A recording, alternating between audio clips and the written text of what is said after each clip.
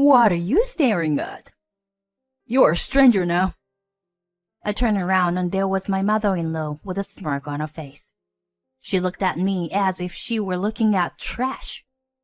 I had a lot on my mind, but I tried to keep my composure and sat back. Yes, I know. But this house? What? After all this time? It's no use apologizing. Get out of my son's house as fast as you can. I understand. The movers will be here shortly. Oh, well, can you make it quicker? She must be quite happy to live alone and doting on her son. Her own son lives in a condo. Now all that is left is for me to get divorced and for me to leave, and all will be well for her. She must be thinking like that. But I'm sorry to hear that. Do you think you can get what you want after mocking people so much? I won't let that happen. I'm going to push you to the limit. My name is Cecile. I am 29 years old. I got married 2 years ago, and now I work for a company. I met my husband Douglas 4 years ago. He was working at a factory that was a subcontractor of our company. We first met at a business meeting. I was one in charge of the meeting, and I went to the factory, but he was also the liaison. In between meetings, we began to do small talk and naturally grew closer. We became attracted to each other, and eventually he asked me to go out with him. After 2 years of dating, we successfully made it to the finish line. My family and colleagues congratulated me, but my good friends were a little concerned. The reason was that my husband's income was lower than mine. My company is a fairly large one, and even I, as a woman, earn nearly twice as much as my age. In contrast, my husband, who is the same age as me, earns less than half my income. Why would you marry someone who earns more than half as much as you do? I was asked many times by good friends, but I didn't care about money. I have never had much of an appetite for material things, and I buy only the bare minimum of clothing. I have plenty of money saved up, and if I had to spend it on someone I liked, I wouldn't begrudge it. That's what I thought. Because of this personality, I didn't mind marrying Douglas. But I didn't realize at the time that my marriage to Douglas was going to be a huge mistake for me. After about a year of marriage, we moved to a condo. The reason was that my husband started saying that he wanted to live there at least once in his life. I was against it at first because it came out of the blue. But once he starts talking, he never backs down. On this particular day, he started talking to me again. Let's move to a condo. You're talking about that again. I'd rather save up and buy my own home than move to a place like that. In this day and age, owning your own home is nothing but a disadvantage. It costs a lot of money for the land, and it takes a lot of time and effort to maintain. On the other hand, with a condominium, the management company takes care of everything. That's true, but... Right? And their security is the best. I'm just worrying about you. You worry about me? I still don't know if my husband really thought so at the time. It may have been just a stopgap lie to get us to move to a condo. Still, I felt that he was thinking about me that much. I was so pleased with my husband's love that I listened to his request. We decided to move to a condo. Naturally, all the initial and moving costs were waiting for me. I was also the owner of the condominium, but he and I accepted it as a matter of course. However, right after we moved in, I began to feel uncomfortable. It was because my mother-in-law started to stay at the condo on a regular basis. Of course, it was my husband who invited her, but even so, it was too frequent. At first, it was once a week, then 2 days a week, then 4 days a week, and the frequency of visits gradually increased. Today, when I came home again, I found my mother-in-law in the living room. I was stunned, but she smiled and started talking. Oh my God, Cecile! Welcome home. What are you doing in our house, Joanna? Oh, you didn't hear? Douglas gave me a duplicate key the other day. He said I could come over whenever I wanted. That's why I came early today. I didn't know that. And I didn't know that you would just show up without any notice. That's fine. We're a family. I don't need to call you every time I go to my son's house. Oh no. I was at a loss for further words because of the difference from my common sense. In contrast to my standing still, my mother-in-law started humming and rummaging through the refrigerator. Finally, she took out the cream puffs I had bought. I'm hungry, so I'll have some. And started eating them without permission. I couldn't believe it. Did my mother-in-law really have such a lack of common sense? No matter how much she's my mother-in-law, doesn't she usually not have this much discretion? I was surprised that my own common sense and that of others were so different. The reason why I couldn't speak out strongly was because she was my husband's mother.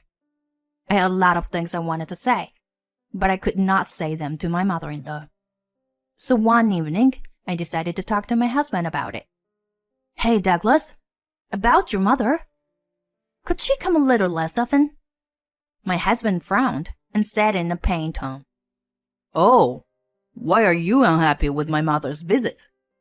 I mean, it's fine for her to come to our house. It's just that she comes too often. Besides, why did you have to give your mother a duplicate key? It's just that when I come home from work, and she is there, I'm surprised and I don't feel at ease. She's family too. She cares about us, so don't talk like that. That's not what I'm talking about. Anyway, I'll let her do whatever she wants. You're just my wife, so don't be too bossy with my mother. My husband, who was so kind to me when we were dating, and yet at the beginning of our marriage, seemed to have changed recently. Especially when it comes to my mother-in-law, he relentlessly stands up to her and blames me. My husband puts my mother-in-law before me. This was the moment when I became aware of the discomfort I had been pretending not to notice. After I told my husband about this, he started coming home late. He had rarely worked overtime in the past, but now he comes home in the morning several times a week. The fact that my husband comes home late inevitably means that he spends more time with his mother-in-law. Although they don't live together, my mother-in-law had started to stay over without a care in the world. Each time, she complained about my housework. These side dishes are not well seasoned. A wife should take care of the house, not a job. That's why Douglas doesn't come home anymore. The list goes on and on. All of these are unreasonable arguments. Every time she complains, my heart's gradually worn away. My husband doesn't come home very often, and when I try to talk to him, he gives me a disapproving look. I have been unable to tell him what was going on. Then one day, on a holiday, my husband had gone out in the morning. My mother-in-law also did not come today. I started to clean the house to enjoy my time alone for the first time in a while. I vacuumed the living room and hallway, and finally went to my husband's room. As I was mopping under the bed, I suddenly saw a receipt. What? What is this?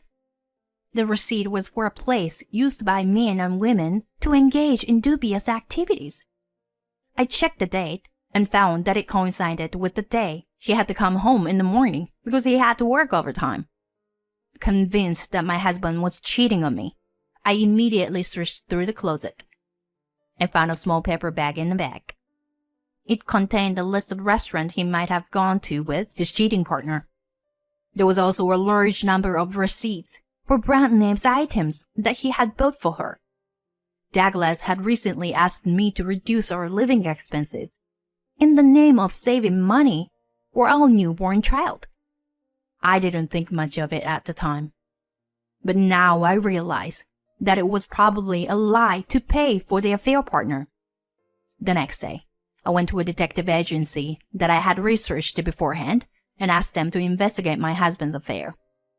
I acted normal at home, so that my husband and mother-in-law would not know. 2 weeks later, I went to the detective agency to get a report. My husband was having an affair with the daughter of the factory president. With the evidence in hand, I decided to wait for my husband to come home that night. He came home after midnight as usual, and I immediately started talking to him. "Douglas, you were cheating on me, aren't you?" My husband had his back to me, but the moment he heard those words, his shoulders jolted. He slowly turned around and began to make excuses with a limp smile. "What are you talking about? I would never cheat on you."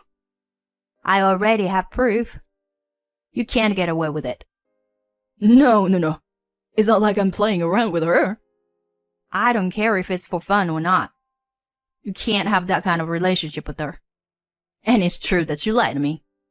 "Well, that's..." "Anyway, I can't do it anymore. I've decided to get a divorce." I took out my completed divorce papers and held them out in front of my husband. His eyes widened for a moment. Then he clicked his tongue and began to fill them out roughly. The next day, I went to the office to get Douglas out of the house. I called the movers to have Douglas removed from the house for the next holiday. I didn't tell him about it, but he has a family home, so he would have no trouble finding a place to go. I will just cancel the lease there, as next month is the new renewal month for this condo. I had decided to move to another apartment near the office. 1 week later, on this day, the movers were supposed to come this afternoon. Douglas was off work, and I've been home since the morning. He proudly called his cheating partner. I've already hired a lawyer and have already filed a claim for compensation against Douglas and the cheating partner. I will soon receive a certified letter, and when that happens, the factory where he works will find out. The affair will be exposed to the president of the company as well. However, Douglas may be relaxed now that the divorce has already been finalized. He is having a nice phone conversation with his partner. While I was doing housework with him in the background, the intercom rang. I opened the front door to find my mother-in-law standing there. She was carrying a large carry-on case, and she was walking into the house. I don't know why she was carrying such a large baggage, but she must have come to stay without permission as usual. While I was doing my chores without paying attention to her, she called out to me from behind. "Why are you still here? You are an outsider now, aren't you?" I turned around to see my mother-in-law smiling wickedly at me. She looked at me as if she were looking at trash. I had a lot on my mind, but I just kept my composure and sat back. "Yes, I suppose so. But this house?" "What? It's no use apologizing now. Get out my son's condo as fast as you can." "Huh? Didn't you hear me? I said get out. You're divorced, aren't you? Then there's no reason for you to be here. From today, I'm going to live here." At that moment, I felt my sympathy for them disappeared. I found myself lowering my voice and saying in return, "Okay, I understand. The movers will be here in a few minutes." "Oh, well, can you make it quick?" "Even just for a second. I guess she is quite happy to live alone with her son. After all, her own son lives in a condo. All that is left is for me to get divorced and for me to leave, and all will be well for her. She must be thinking like that. But that's unfortunate. Do you think you can get what you want after mocking people so much? I won't let that happen. I'm going to drive you to the brink." And there you are. The movers arrived just in time. I unlocked the entrance and invited them in. "Please take care of everything in that room. Oh, and please leave the living room as it is." I gave the order, and the contractors entered Douglas's room and immediately began working. "Hey, what's going on? What do you mean? You're the one who's leaving. So why don't you just move your stuff out?" Apparently, Douglas really thought he could continue to live in the house after the divorce. This place was originally contracted in my name, and I had paid the rent. Anyone who thinks about it knows that he won't be able to live here if he gets divorced. And his mother, she also really thought that she and her son would be able to live in a house after I left. This is why she came all the way here today with her large luggage. What do you mean? I said coldly to my mother-in-law, who was yelling at me. What's the meaning of all this? Do you know why I divorced him in the first place? It was because he cheated on me. So what? You are a narrow-minded woman who can't forgive a man's cheating or two. Don't you dare sit on your hands like that. What did you say? Perhaps you don't know that this room is rented in my name, and that I have been paying all the rent. What do you mean? I thought Douglas was renting this condo. My mother-in-law looked at my ex-husband, but he quickly looked away. He was probably lying to make himself look good. Meanwhile, more and more of Douglas's stuff was being moved out. Hey, where are you taking my stuff? He was panicking, so I said to him, Where's it going to? Your parents' house. It's good that you have a place to go. Well, I don't know what your strict father will say. Wait a minute. If my dad finds out about this, I beg you, please, forget me. I'll do anything. If you'll do anything, then get out of my sight right now. I'll never forgive you and your mother. You are a distraction to my life. You're disgusting. Get out of my life. We've been together this whole time. We trusted each other as husband and wife. Who is the one who broke that trust? You live in a condo you want. You let your mother do whatever she wants. And you betrayed me behind my back. How's that? Satisfied? I bet you must have been very vain to be able to live in a tower block with your wife's money. Cecile, don't say that. Let's talk about it. Let's talk. No. Get your mother and get out of here. I'm not the one who's living in this room. You are. I guess they were surprised by my anger, which I had never shown before. Douglas and my mother-in-law grabbed their belongings and ran away. Then, they went back to their hometown. At first, they kept the divorce from my father-in-law. However, he found out everything by the certified letter from the lawyer's office.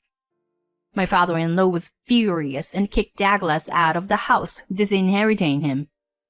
My father-in-law called me to ask about the situation, so I told him about it.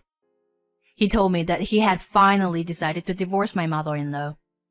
They were kicked out of their house and moved into a one-room apartment. However, when the president of the company he worked for found out about the affair, Douglas was fired immediately. Douglas was also cut off from the daughter of the company president with whom he was having an affair. He lost his job and had nothing left. Now, he and his mother are working part-time to make ends meet. He got what he deserved. Suck on that. As for me, I have moved to an apartment near my office. I'm living a peaceful life. I am now able to save a lot of money for rent and living expenses. Now that I'm single again, I'm thinking of going on a trip by myself again. I think about it as I look at the travel brochure I saw. From now on, it would not be a bad idea to try to live for myself. I was finally able to think this way.